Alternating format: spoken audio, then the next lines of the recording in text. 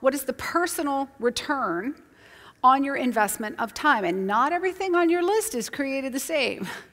And not all of it has the same value. So when you're trying to create value in your work, if that's what productivity is about, what does that look like? So let's look at the next page, and I want to explain a concept that I call PROI. Everybody's heard of ROI, return on investment.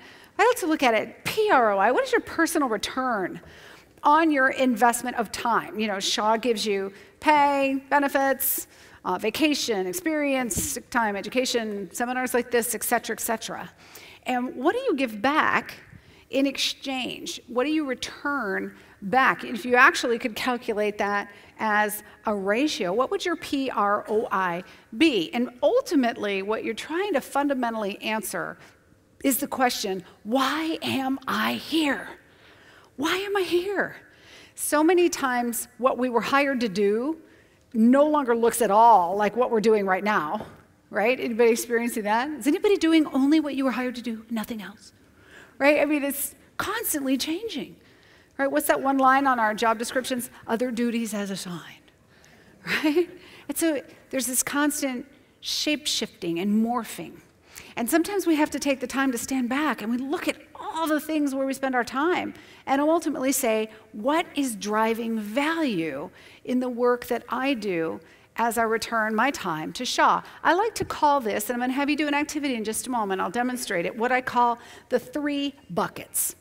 Everybody in my company has 3 buckets. Now, I'm the president and CEO. We're very small at the Productivity Pro. We only have 4 people. And so each of us, each year, we take a look at how that job has evolved and what those 3 buckets are and where should I be spending my time under one of those 3 areas. So for example, in my job, I am, first of all, what we call the brand builder. And this is how I want you to describe your buckets in very short, succinct types of descriptions. I'm the brand builder, which means that I'm responsible for getting the message of the Productivity Pro, the brand, out into the marketplace. So would it make sense to you that I would probably want to spend time writing books? Is that a good way to build a brand? What about with media relationships? What do you think? I know there's some PR people here. Do you think as a small business, a good marketing strategy is to have a strong social media presence? Do you think that's a good strategy? Okay, thank you, I agree. So, because I spend a lot of time doing that. What about the second one? I am also the rainmaker. Right? Short, succinct. We don't have a salesperson on our team. I am the salesperson. After 22 years, 100% of our business comes from repeat clients, clients that refer me to other clients, and clients that I meet from someone sitting in the audience and watching me. So that means that I need to be exceptionally good on the platform. I need to constantly hone my craft, get better at presenting. I'm always trying to become a better presenter. It means I need to have my curriculum, good workbooks, you know, the slides, everything in my presentation needs to be polished so that I'm referable.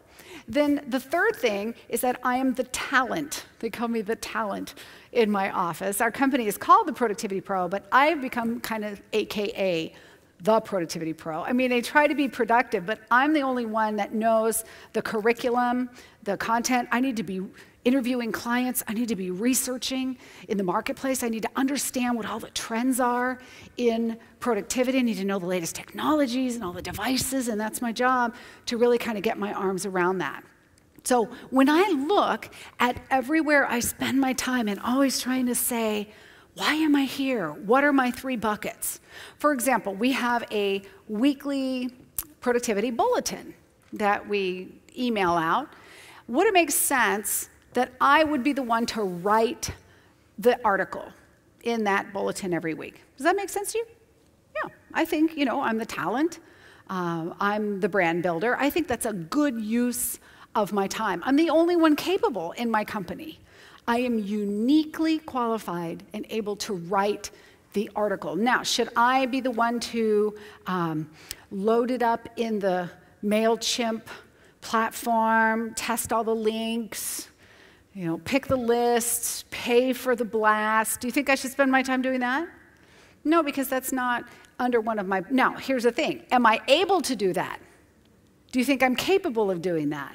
Sure, and that's a lot of the time where we get in trouble because we can and we're competent. And actually, that's kind of fun, that piece of it, and not doing that because it's not in one of my roles. My job is figuring out, how do I outsource it? How do I delegate it? How do I streamline it? How do I make it more efficient? How do I get help on it? How do I not do it? Have you ever asked yourself the question in all seriousness, if I didn't do this at all, would anybody notice? That is a really important productivity question. I'll tell you some stories about that. So, for example, we have this machine in our office, the thing, it does postage and scanning and copies and binding and all this stuff. I have no idea how to use the machine. I have no idea. And it's not that I can't learn, it's just that I'm not gonna mess with the machine. My point is that I'm not saying it's not my job or anything. If I'm putting postage on something in my organization, there is something seriously wrong. That either means I'm a control freak, right? I don't have the right staff. I haven't given the right training. In fact, I think it is a disservice to my employees if I'm spending time on that, because that is taking away time from the other activities that I should be doing, right? That's driving revenue to my firm, in my case, and paying their salaries.